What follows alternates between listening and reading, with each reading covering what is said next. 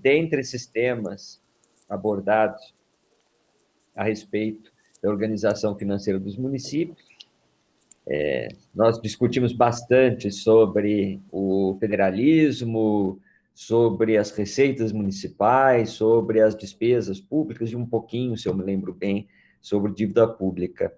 Faltou, talvez, uma das principais peças desse tabuleiro, que é o orçamento público, razão pela qual eu volto aqui a dar aula para vocês, agradecendo desde já, de novo, o convite dos coordenadores do curso e todo o trabalho do João de organizar essas atividades. Por que eu disse que se trata de uma das principais peças do tabuleiro? Porque o orçamento público é um documento de enorme importância, não só jurídica, como também econômica, administrativa, política, social. O orçamento público é uma peça essencial na atividade financeira do Estado, sob qualquer dimensão pela qual nós a analisemos, não é? O orçamento público tem um lado técnico que é muito forte, mas também tem muitas outras funções que nós vamos poder explorar entre hoje e amanhã. Então, meu objetivo nesta aula de hoje especificamente é tratar do conceito geral de orçamento, discutir a sua natureza jurídica e me referir à organização básica das leis orçamentárias, de acordo com o que dispõe a Constituição Federal. Alguns outros aspectos mais detalhados a respeito do processo orçamentário, da elaboração e da execução do orçamento, eu deixo para a aula de amanhã. Então, eu imagino, pelos meus cálculos, que nós vamos levar mais ou menos 2h30 para essa aula de hoje, apenas para vocês se planejarem em relação ao tempo, tá certo? Deixa-me abrir aqui a minha lousa virtual, né, que nada mais é que uma folha para eu ir digitando, enquanto eu faço alguns comentários. E eu já começo o compartilhamento de tela com vocês. Bom, vamos lá. Eu gosto muito do tema do orçamento público, na verdade é um dos meus preferidos, porque ele permite relacionar muito bem o direito com outras áreas essenciais do conhecimento, não só com a economia, mas também com a política. E é pela política que eu gostaria de começar. Eu acho fundamental que todos nós consigamos compreender o orçamento público como um ato de natureza política e jurídica. Vamos lá. Deixa eu compartilhar aqui a tela. O Google mudou o layout. Não quero interromper a gravação. Está aqui do outro lado. Pronto. Vocês enxergam, né?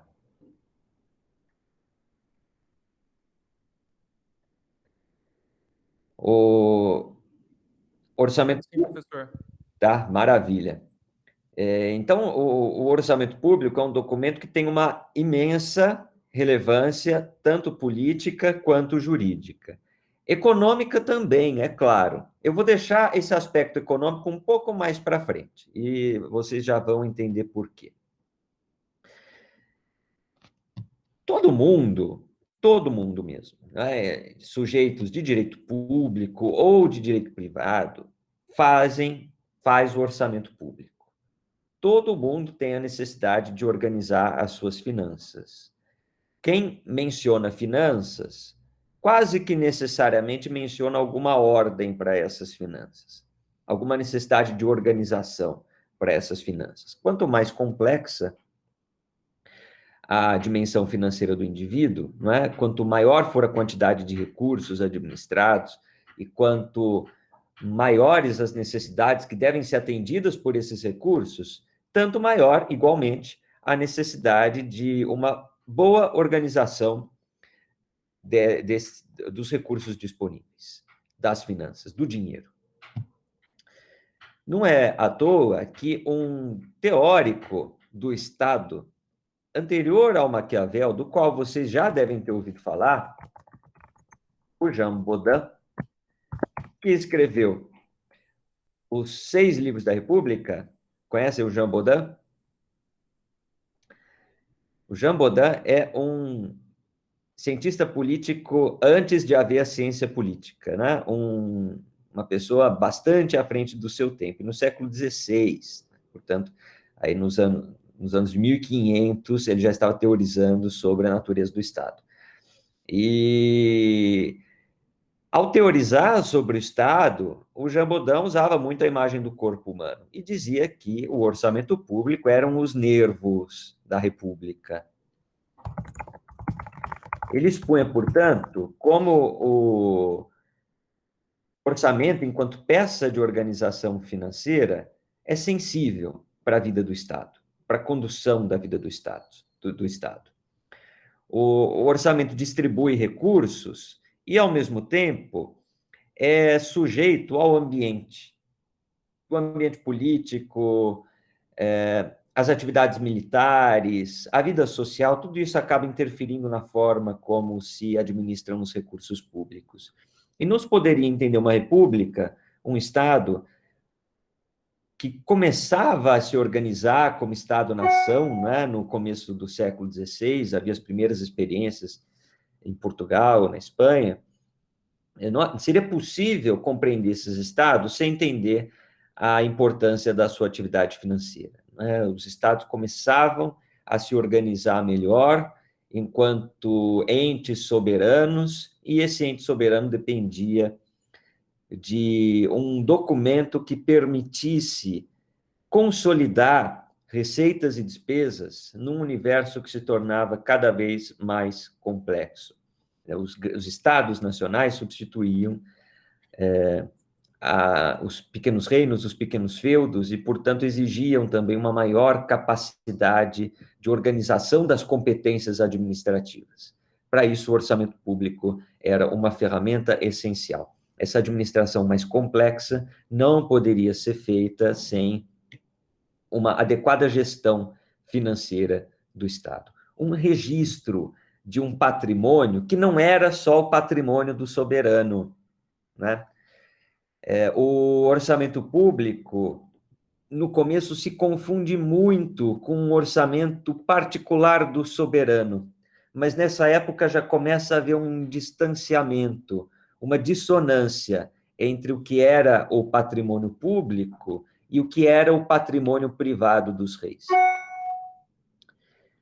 É verdade que essa não é uma transição brusca, é uma construção histórica, lenta e gradual, que permite organizar as finanças do Estado de maneira separada das finanças do soberano. E as primeiras experiências, então, de distinção do patrimônio público, do patrimônio pessoal dos reis, se baseiam justamente na construção de um documento financeiro que expressasse a vida do Estado, a vida da República. Para o Jean Bodin, República e Estado são a mesma coisa, né? Ele usa os termos como sinônimos. É a coisa pública, não é tanto a forma republicana como a oposição à monarquia, é mais a coisa pública que era pretendida aqui pelo termo, tal como usa o Jean Bodin. Então, havia uma primeira construção, ou melhor, um primeiro registro, né, porque, obviamente, o Jean Bodin não foi o primeiro a notar isso, mas certamente foi um dos primeiros a escrever sobre isso, acerca da relevância do orçamento para a vida política do Estado. Tem os comentaristas que dizem que, nessa época, como o conhecimento médico era muito precário, né, não se distinguia muito as veias, né, o sistema circulatório do sistema nervoso. Então, talvez o Jean Bodin, ao falar de nervos da República, na verdade, quisesse dizer veias, artérias, essas coisas. Mas aí já é um detalhe muito histórico, né, uma interpretação bastante mais sofisticada do texto, na qual nós não precisamos entrar. Basta ressaltar que, tanto para a distribuição de recursos de uma fonte para um destino, quanto para a compreensão de todo o arcabouço que precisava ser construído para gerir repúblicas cada vez mais complexas, né, estados cada vez mais complexos, o orçamento era uma peça fundamental, era um elemento essencial. Bom, uma coisa que nós precisamos, então, compreender a respeito do orçamento público é o que ele significa, já que ele tem essa importância fundamental. Vamos separar em duas partes, né? Primeiro compreender o que é o orçamento e depois compreender o que é o público. O orçamento, tanto do Estado como de qualquer indivíduo, é um ato de previsão de receitas e despesas.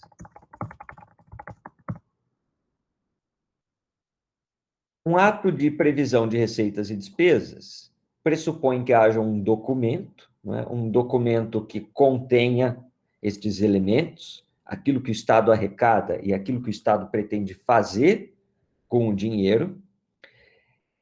E esse documento tem uma função prognóstica, né? Ele se dirige para o futuro. Ele não é uma constatação de um momento presente, ele é, em certa medida, um ato de antecipação de algo que ocorrerá em algum momento futuro. As diversas fontes de arrecadação de recursos do Estado são sujeitas a inúmeras variações. E os métodos podem ser os mais sofisticados possíveis, e certamente haverá métodos bastante precisos para a previsão da arrecadação, mas ainda assim há sempre a possibilidade de alguma variação. Da mesma maneira, as despesas públicas estão muito condicionadas ao quanto o Estado vai conseguir arrecadar ao longo do exercício, porque pode ser feita uma previsão de gastos com base numa expectativa de arrecadação, e essa expectativa de arrecadação pode se frustrar. Então, o orçamento se dirige ao futuro. O orçamento é um prognóstico de uma situação futura. É desejável que o orçamento seja bastante sofisticado quanto à sua capacidade de previsão das receitas e despesas. Aliás, é o que se espera dos serviços de administração do orçamento público, que consigam empregar os melhores instrumentos para fazer as estimativas de receita e de despesa. Mas, ainda assim, todos esses elementos do orçamento estão sujeitos a condicionantes e a certos fatos que podem alterar a sua realização. Isso traz consequências importantes que nós vamos poder discutir um pouco mais para frente na aula a respeito da natureza jurídica do orçamento, certo? Apenas para adiantar alguns tópicos. Boa parte da doutrina vai dizer que, pelo fato de que o orçamento se refere a eventos futuros e, em certa medida, incertos, a eficácia da lei não pode ser idêntica à eficácia das outras leis. O orçamento tem que comportar um grau razoável de maleabilidade. Mas eu já volto a este assunto. Estou apenas fazendo uma ponte entre os temas da aula. O orçamento é um ato de previsão. Ele se refere a certos fatos futuros. Isso é uma característica do orçamento público apenas? O que é que vocês acham?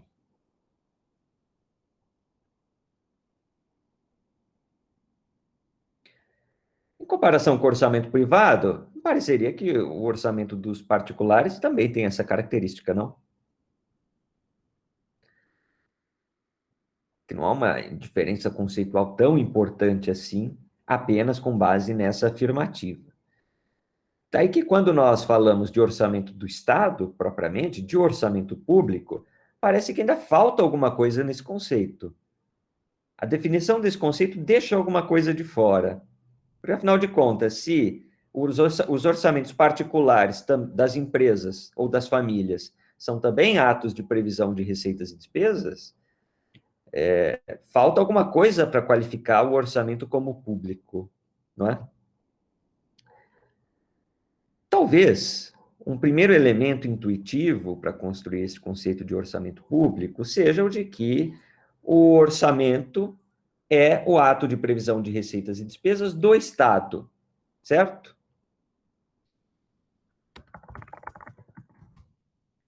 Isso nos ajuda a trazer uma pessoa para dentro do conceito, que é a pessoa jurídica de direito público. Afinal de contas, é o orçamento de um ente público que pode ser qualificado como público, né? E não o orçamento dos particulares. Ainda que algumas pessoas jurídicas compostas pelo Estado sejam disciplinadas por normas de direito privado, todas elas estão contidas dentro de um conceito mais abrangente e genérico do Estado, né?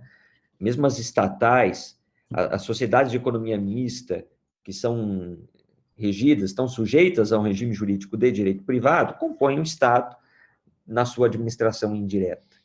Então, todos os entes públicos, seja da administração direta, seja da administração indireta, estão compreendidos aqui dentro do conceito de orçamento público. Todos fazem parte do orçamento público. As finanças de todas essas entidades compõem o orçamento, certo? Agora, talvez uma segunda característica seja mais específica dos orçamentos do Estado, pelo menos daqueles estados que são democráticos, constitucionais, disciplinados pelo direito. Porque é fato que, desde muito tempo, que os estados têm orçamentos, né? Desde o tempo do João Baudin, que os estados fazem seus documentos de previsão das finanças, nós poderíamos ir a tempos muito anteriores a esses, né? As pirâmides do Egito provavelmente tiveram os seus custos registrados em alguma planilha. E isso faz com que o orçamento sempre esteja presente. Mas se nós compararmos o orçamento de estados antigos, Grécia e Roma, apenas para citar alguns exemplos, com os orçamentos dos estados contemporâneos, existe tanta semelhança entre eles quanto haveria, por exemplo, entre as nossas roupas e as roupas de um romano. São coisas muito diferentes. É muito pouco dizer que a roupa serve para vestir e o orçamento serve para orçar, né? Elas mudaram, todos esses elementos mudaram muito de natureza, de característica. Então, não basta apenas entender o orçamento público moderno como um orçamento elaborado por este sujeito, pela pessoa jurídica de direito público, pela pessoa política que organiza administrativamente o Estado. Parece faltar alguma coisa, faltar alguma característica que seja mais específica dos orçamentos públicos contemporâneos. E nós não poderíamos hesitar em identificar esta característica típica dos orçamentos públicos dos estados constitucionais como o fato de que todos eles representam atos de autorização de receitas e despesas. O orçamento público não é apenas um ato de previsão. O orçamento público é, sobretudo, um ato de autorização de receitas e despesas do Estado. É claro que todo orçamento tem esta função prognóstica. Não exclui esta função prognóstica. É um ato de planejamento, pelo menos do curto prazo, daquilo que vai ser arrecadado e vai ser gasto no ano. Mas não é pelas suas características técnicas que os estados contemporâneos prestam uma enorme atenção no orçamento. Mas é porque se percebeu que para controlar as finanças do Estado era preciso sujeitar estas finanças a um procedimento próprio de autorização. Era preciso estabelecer um sistema de controles políticos, um sistema de freios e contrapesos na gestão do orçamento público, que fizesse com que o patrimônio pessoal do soberano se separasse do patrimônio público e que esta decisão tomada pelo soberano estivesse sujeita à avaliação de um outro órgão.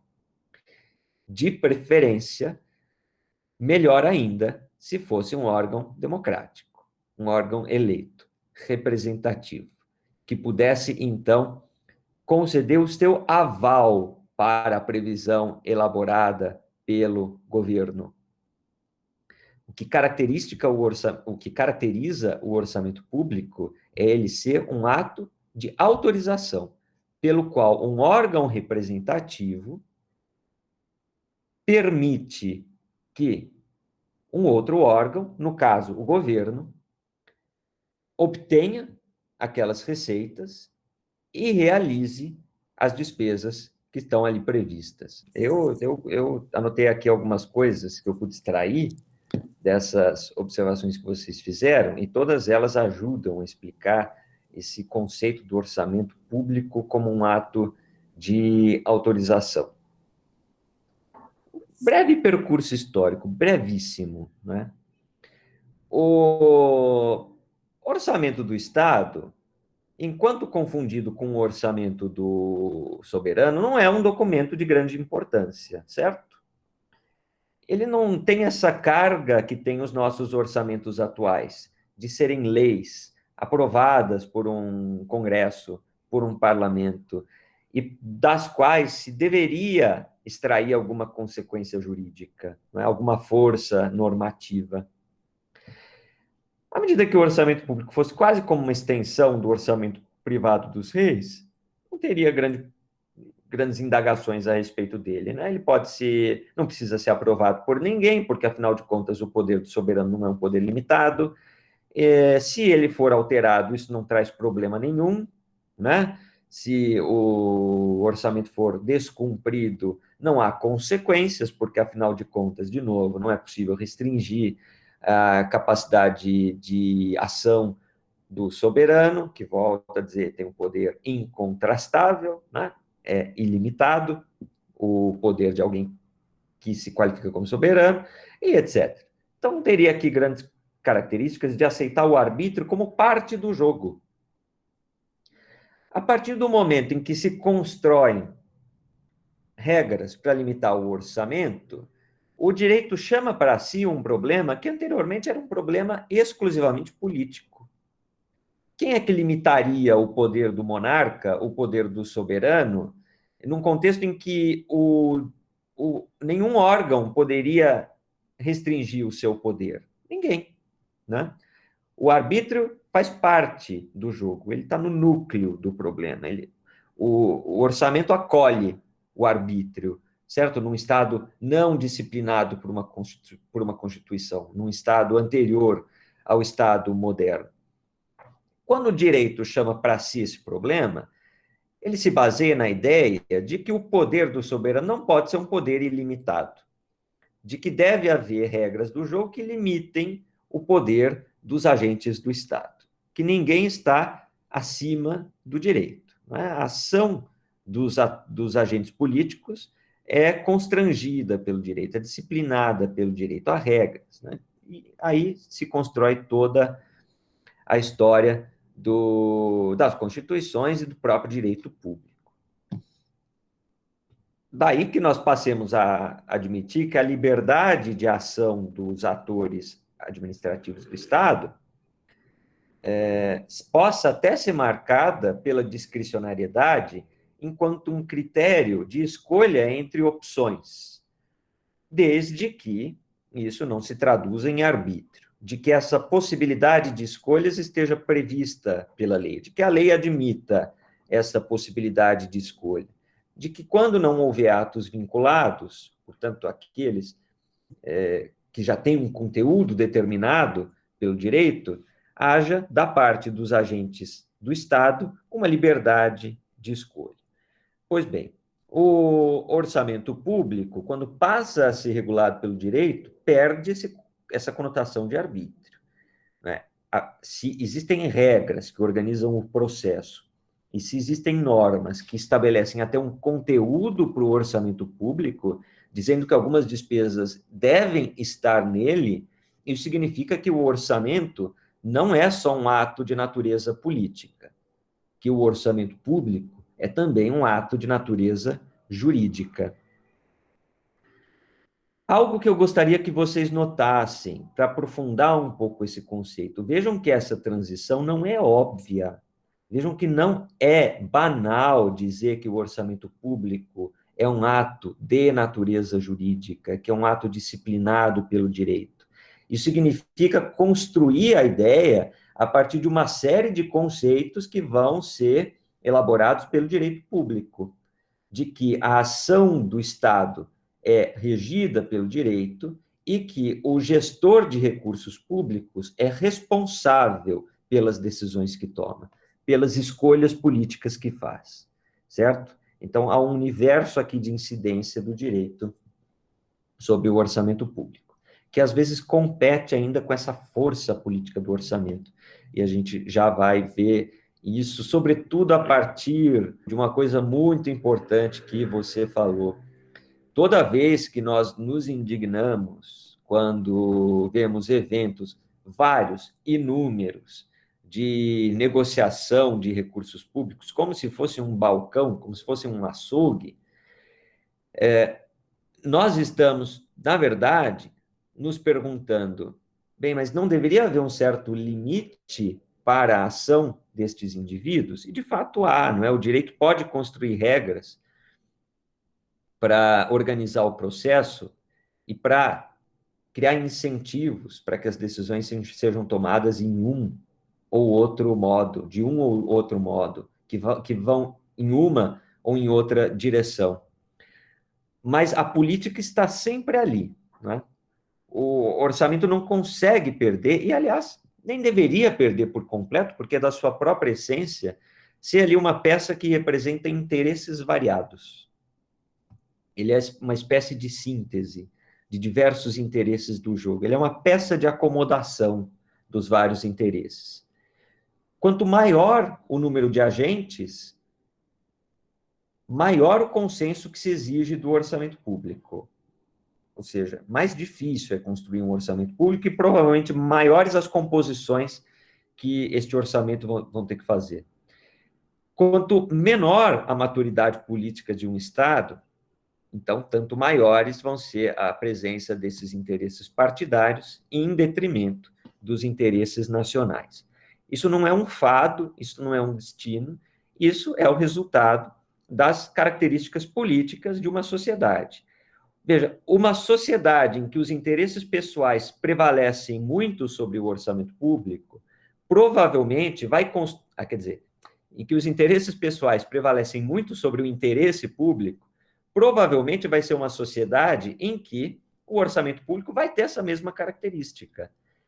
É difícil construir um orçamento maduro numa sociedade imatura. É difícil construir um orçamento politicamente desenvolvido numa sociedade politicamente subdesenvolvida. Nós podemos nos esforçar para que o direito regule bastante esse processo, mas o direito não pode fazer tudo sozinho, né? O orçamento, assim como, aliás, os atores políticos, são, em certa medida, espelhos fiéis daquilo que a sociedade escolhe e deseja. E, às vezes, isso pode nos levar a certas conclusões amargas, mas, por outro lado, nos ajuda a entender com um pouco de realismo as dificuldades que tem o processo orçamentário, né, de acomodar diversos interesses. Se esses interesses, claro, são sempre em privilégio de grupos partidários, de certos setores, o orçamento público vai ter dificuldade de ser alguma coisa diferente disso, né? Acredito que caiba a todos aqueles que estudam direito, né, e se preocupam com a evolução jurídica do orçamento público, encontrar a melhor maneira de organizar estas regras, para que essas regras criem sempre os incentivos corretos, sabendo sempre que elas não podem fazer tudo e que elas não vão alcançar, provavelmente, conquistas de imediato, certo? Esse é um tema que me encanta e me chama a atenção, por exemplo, o fato de que o Brasil sempre teve excelentes leis orçamentárias, né? Pelo menos de um certo tempo para cá.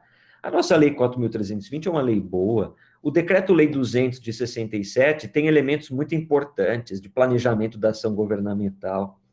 A Lei de Responsabilidade Fiscal tem, igualmente, regras que são muito capazes, não é, de promover um melhor controle das contas públicas. Mas o fato é que nós vemos órgãos de controle interpretando das maneiras mais díspares, fazendo vista grossa para dispositivos muito claros da lei, executivo, legislativo fazendo a mesma coisa. Enfim, é difícil construir orçamentos maduros em sociedades politicamente imaturas, certo?